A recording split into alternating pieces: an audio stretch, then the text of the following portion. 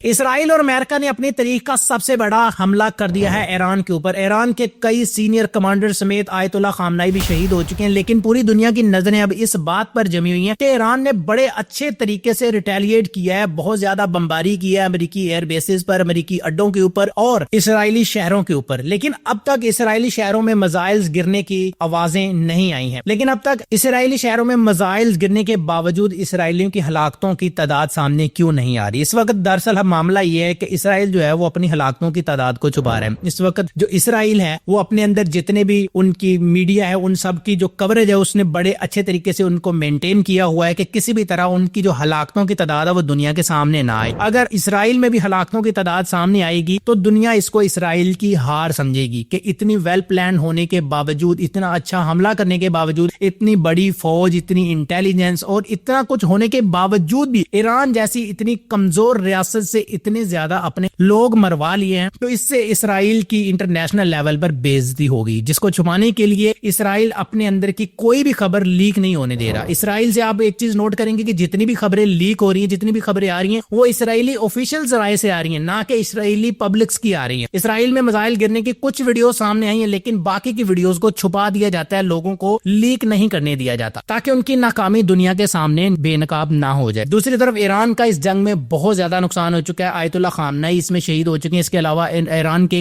کئی senior commanders بھی اس میں شہید ہو چکے ہیں، لیکن ایران پھر بھی ڈٹا ہوا ہے، وہ امریکہ اور اسرائیل کے ساتھ کسی بھی طرح کا کمپرومائز کرنے کے لیے راضی نہیں ہوا ہے۔ اور ایرانی پاسداران انقلاب نے یہاں تک اعلان کر دیا ہے کہ اب وہ جو امریکہ کے اوپر نیا حملہ کرنے جا رہے ہیں وہ ایرانی طریقے کا سب سے بڑا اور منفرد حملہ ہوگا۔ اس میں وہ ہتھیار سامنے لائے جائیں گے جو اس سے پہلے کبھی بھی استعمال نہیں ہوئے، یعنی امریکہ اور اسرائیل کے اوپر اب ایران ایک وہ سرپرائز اٹیک کرنے جا رہا ہے جو اب تک اس نے نہیں کیا ہوا۔ اس کے لیے امریکہ اور اسرائیل پہلے سے ہی الرٹ ہیں، انہیں پتا ہے ایران نے ان کے لیے کچھ نہ کچھ ایسا سرپرائز رکھا ہوا ہے جس کا ابھی تک انہوں نے اندازہ نہیں لگایا۔ اب وہ سرپرائز اٹیک کیا ہوگا اور اس میں اسرائیل اور امریکہ کا کیا کیا نقصان ہوگا یہ تو وقت آنے پہ ہی پتا چلے گا، لیکن اب تک اسرائیل اور امریکہ کا بھی بہت زیادہ نقصان ہو چکا ہے۔ امریکی اڈے دنیا بھر میں جتنے بھی امریکی اڈے ہیں، ویسے تو ان کی تعداد بہت زیادہ ہے، لیکن مشرق وسطیٰ میں جتنے بھی امریکہ کے اڈے ہیں، چاہے وہ سعودی عرب ہو، دبئی ہو، قطر ہو، کویت ہو، جس جگہ پر بھی امریکہ کے اڈے ہیں ان کو نشانہ بنایا جا رہا ہے ایرانی پاسداران انقلاب کی جانب سے۔ اب یہ جنگ کس طرف رخ کرتی ہے یہ تو وقت ہی بتائے گا۔ آپ اس بارے میں کیا سوچتے ہیں کہ آنے والے دنوں میں کیا کیا ہو سکتا ہے؟ ہمیں کمنٹ سیکشن میں ضرور بتائیے گا۔ مزید اس طرح کے اپڈیٹس کے لیے ہمارے اکاؤنٹ کو فالو اور اس ویڈیو کو لائک لازمی کیجیے گا۔ ملتے ہیں اگلی ویڈیو میں۔ اللہ حافظ۔